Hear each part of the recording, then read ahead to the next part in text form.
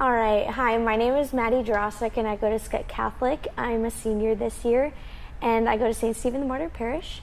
My experiences with adoration have been very different. The first time I ever experienced adoration was for 8th grade confirmation, and it was kind of, not really normal for me, or really any, getting to be a teenager, because we kind of just saw this, Eucharist inside this big gold thing, and it was kind of like, you're supposed to look at that for like 2 hours and do what? So it was kind of weird. At first it was, what do I do? I'm just sitting here, I'm not feeling anything. Why am I not feeling anything? There's something wrong with me, I'm not feeling anything. And then I went to my first Steubenville conference, and this is a youth conference where high school students and entering high school are allowed to go to this conference. Thousands of teenagers show up. There's all sorts of different locations, and St. Stephen's goes to Rochester, Minnesota. And my first year, I was getting used to it. You go there, it's a huge dance party. It's amazing.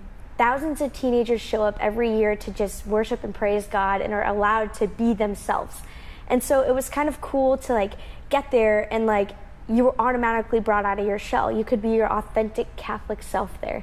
But my first year there, adoration was not hitting home. It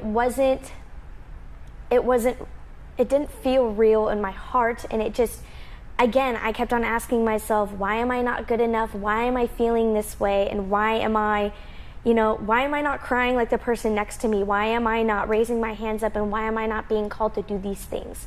So I went home that year. The next year at school was pretty rough, but my sophomore going into junior year, I went again. And this year was different. It was going to be my last year with my brother Oliver. He enlisted into the Marine Corps, and we were still finding out if he was getting his ROTC scholarship, so if he was allowed to be home and stay home and go to college before boot camp. And so it was really hard for me because it was going to be our last youth conference together, because I didn't know if he would be able to come back the next year. And adoration came, and I was sitting there and I was kneeling before the monstrance, asking the Lord, why am I not good enough? Why do I not feel good enough in my heart and in my soul? And automatically tears just came. And in the monstrance, I just saw light. It was just pure and utter light. And I was like, whoa, what is this? And it was amazing because I felt him. I didn't see his face, but I felt him. I knew he was there with me. And whenever you have an object come in front of your face, you feel an automatic shadow. And I opened my eyes, and I saw my brother Oliver standing right in front of me. And he put his hands out, and he picked me up. And he said, Maddie, you are good enough. And I knew that adoration is the one place, the one true place in this world that you can be with God and see him for who he is and for who he wants you to be. So it was absolutely incredible. My life changed from then on. I got this utter feeling and this urge that I didn't have to please anybody but God, and it was him, and it was just him and me in this together. And I committed then that he would be my best friend. So this year I went to Steubenville again. It was amazing, and I had a different experience with adoration. And I finally figured out that adoration experiences, fantastic experiences, don't just happen at Steubenville.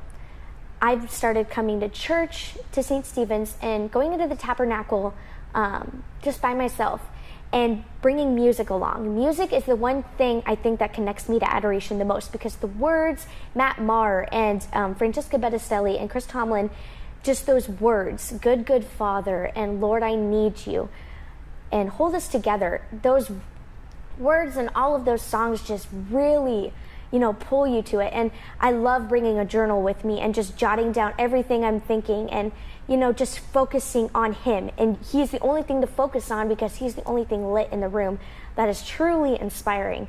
So what I want to let the world know, or let anybody watching this know, is that you don't have to be an adult. You don't have to be a certain age to really have an amazing experience with Jesus and the monstrance and in adoration. You can be any age, but don't peer pressure yourself. Yes, you can peer pressure yourself about adoration. Don't pressure yourself into thinking, I need to have that kind of experience with God, because everybody does. Everybody has a different experience with God, and it's all different, but it's worth trying and putting in the effort into wanting that relationship with God. So I just encourage everybody, because yes, it may seem silly, all these things I'm saying, but in the end, you have that one thing to rely on, and that's Jesus. You have your best friends, you have your family, but that one thing that will never, ever leave you is Jesus Christ. And that is my experience with adoration. Thank you.